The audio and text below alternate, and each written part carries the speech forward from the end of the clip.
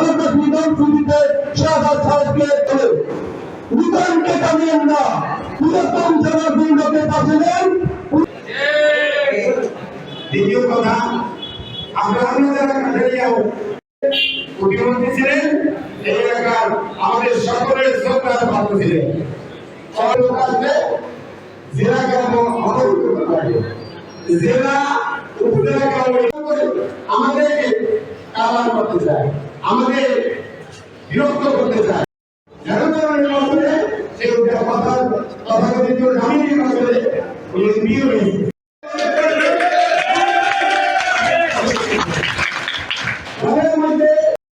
সংগ্রামী সাধারণ সম্পাদক জনাব আক্তার হলিদান জনাব আক্তার হলিদান উপস্থিত জেলাবাড়ি জেলা বিএনপি নেতৃবৃন্দ, কাঠারিয়া উপজেলার ৬টি ইউনিয়ন, আপনারা সবাই জানেন আজকে আমাদের এই অনুষ্ঠানটা কি।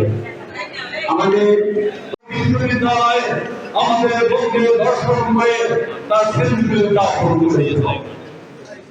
আমাদের ভাবতে কেনার আগে দেশের সর্বোচ্চ মেধাবী ছাত্ররা যেখানে লেখাপড়া করে সেই ইঞ্জিনিয়ারিং বিশ্ববিদ্যালয়ে আমাদের মেধাবী ছাত্র শুধুমাত্র একটি কোর্স করায় তাকে কিভাবে পিটিয়ে হত্যা করা হয়েছিল। তাই ভাবতে হবে শেখ হাসিনা ক্ষমতায় এসেই তার দানব দিয়ে আমাদের বিএনপির সাংগঠনিক সম্পদ অত্যন্ত দূরদর্শিতা ইলিয়াস আলী চৌধুরী আলম সহ শত শত নেতা কর্মীকে ভোট করেছে। আমরা দেখেছি যে তাদের মাধ্যমে এই কাজগুলো করেছে, একে একে সে দানবদের রূপ বেরিয়ে আসছে। শেখ হাসিনা বাংলাদেশ থেকে পালিয়ে যাওয়ার আগে তার বড় দানব পালিয়ে গেছে পুলিশের সাবেক আইনি মেধাবী। নিশ্চয়ই আপনাদের মনে আছে এই মেধাবীর দাম্ভিকতা। গতকালকে আমরা দেখেছি কর্নেল জিয়া নামে এক দানবকে ধরা হয়েছে। সেই দানব র্যাবের থেকে আমাদের মানুষকে হত্যা করেছে এবং আপনারা দেখছেন আইন করে কিভাবে আমাদের মানুষদের নির্যাতন করা হলো। বাংলাদেশের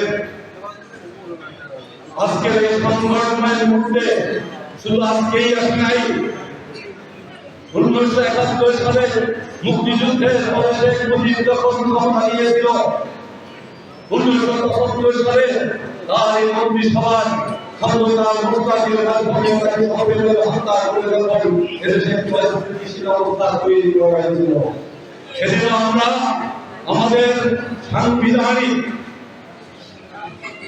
ক্রাইসিসে পড়তে পারি, বহিঃশত্রুর আক্রমণে পড়তে পারি, তার সম্ভাবনার সৃষ্টি হয়েছিল। সেদিন আমাদের মাঝে সেই ৭ই নভেম্বরের কথা আমরা ভুলে যেতে পারি না, যেভাবে 1971 সালে বাংলাদেশের মুক্তিযুদ্ধে ঘোষণা দেশের স্বাধীনতা ঘোষণা দিয়ে আমাদের ঠিক একইভাবে দেশপ্রেমিক সেনাবাহিনী সেই ৭ই নভেম্বরে ঐতিহাসিক ৭ই নভেম্বরের দেশকে রক্ষা করেছিল। আমরা দেখেছি শেখ হাসিনার ষড়যন্ত্রে হয়েছিল, তখন দেশের দেশপ্রেমিক এদেশকে রক্ষা করেছিল। ঠিক একইভাবে আজকে ইতিমধ্যেই একাধিক চক্রান্ত, বিচার বিভাগীয় চক্রান্ত সহ অনেকগুলো চক্রান্ত ইতিমধ্যেই হয়েছে। আমাদের খুশিদি বেগম বাংলাদেশ থেকে পালিয়ে গিয়েছেন। 1975 সালের পরে বাংলাদেশে আসা পর্যন্ত এই খুশিদি বেগম ইন্ডিয়ার যে বাড়িতে আশ্রয় নিয়েছিল, আজকেও বাংলাদেশ থেকে পালিয়ে সেই বাড়িতে আশ্রয় নিয়েছে। আমরা জানি ওই বাড়িতে ঢুকেই তিনি চক্রান্ত করে 1980 সালের 17ই মে বাংলাদেশে এসেছিল। ঠিক তার 12-13 দিন পরে 30 মে আমাদের শহীদ রাষ্ট্রপতিকেও হত্যা করা হয়েছিল। এই খুশিদি বেগম এখনো চক্রান্ত করছে, আমাদের ঐক্যবদ্ধ থাকতে হবে। কারণ এই খুশিদি বেগম বাংলাদেশকে এত সহজেই ছেড়ে দেবে আমরা তো ভাবি না, কারণ দেশের চিন্তা হলো দেশের নাই। আপনারা জানেন গত 17 বছর শাসনের পরে এই বাংলাদেশকে আর বাংলাদেশ রাখেনি। আমরা যদি দেখি হাজার কোটি টাকার দানব বেনজির মতিউর সহ কত নাম আমাদের মাঝে বয়ে আসছে। একজন মন্ত্রী 350 বাড়ি লন্ডনে, একজনের বেগম পাড়া, সেকেন্ড ফর্ম, কত কিছু এখন আমাদের মধ্যে বেরিয়ে গেছে। এখন অনেক বাকি আছে, সবেমাত্র গ্রেফতার হওয়া শুরু করেছে। 36,000 কোটি টাকা ব্যাংকের ঋণ নিয়ে সেই টাকা দিয়ে গ্রেফতার হয়েছে বাংলাদেশ খ্যাত সালমানের কথা। দেশনেত্রী বেগম খালেদা জিয়ার মুক্তিতে হাজারো বাধা, চিকিৎসায় হাজারো বাধা আনতে আইনি জটিলতা আমাদের সম্মুখে তুলে ধরতেন। আজকে বসুন্ধিয়া বাধা সেই আইনি মুক্তি। বন্ধুরা আমার, এদেশের মানুষ বিচার করবে। আমরা শুধু বলতে চাই, শুধু ব্যাংকগুলোকে খালি করে নাই, বাংলাদেশকে সেই দলাবিহীন বিরুদ্ধে নিয়ে গেছে। কারণ আওয়ামী লীগের ক্ষমতার সময় আমাদের মনে হয় সেই 74 দুর্ভিক্ষের কথা যখন লঙ্ঘন করায় আমরা একটা গুলির জন্য দায়ী রাখতাম। 32 নম্বরের রকম দেখেছি মানুষ উল্লাস করেছে শেখ মুজিবের পরিবার, জন্মদিন পালন করেছে।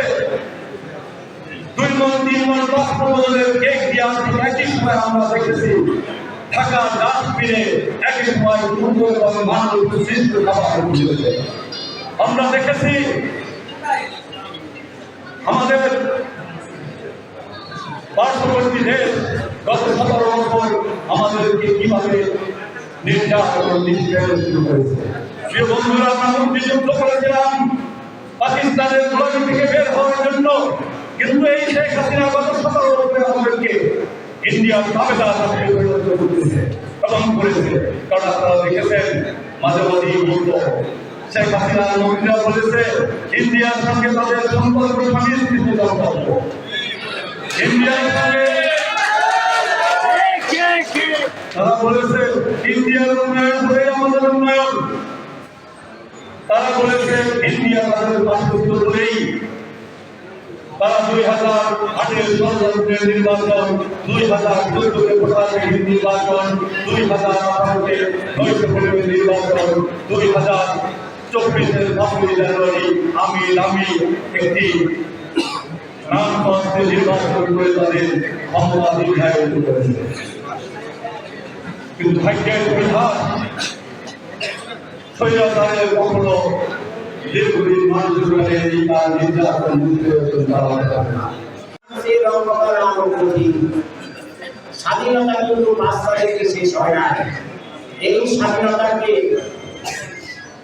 ভণ্ডুল করার জন্য এক শ্রেণীর লোক খুব কঠোরভাবে জড়িত হয়ে গেলে নষ্ট করার চেষ্টা করতেছে। আপনারা জানেন জামুকাঠি জেলার ভিতর কাঠালিয়া হিন্দু সম্প্রদায় বেশি, তাদের বাড়ি এখন পর্যন্ত আমাদের জামুকাঠি জেলা কোনো হিন্দু ভাইদের প্রতি কোনো অত্যাচার অনুযায়ী হয় না। কিন্তু এক শ্রেণীর লোক তাদেরকে ইস্যু করিয়া তাদের বাড়িতে ভাঙচুর করিয়া তাদেরকে তাদের বাংলাদেশে স্বাধীন হিন্দুদের রক্ষা বা হিন্দুদের অক্ষতা সেবার রাখছি না।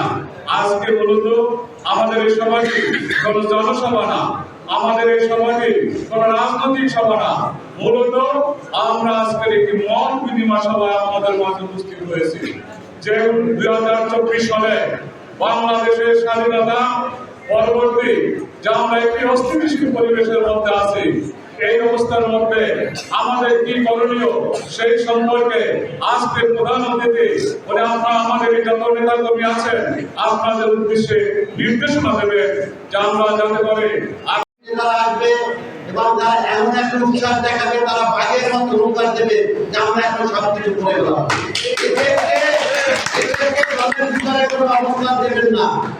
সম্মিলিত আন্দোলনের পরিপ্রেক্ষিতে গত 5ই আগস্ট দেশ পুনরায় স্বাধীনতা লাভ করছে।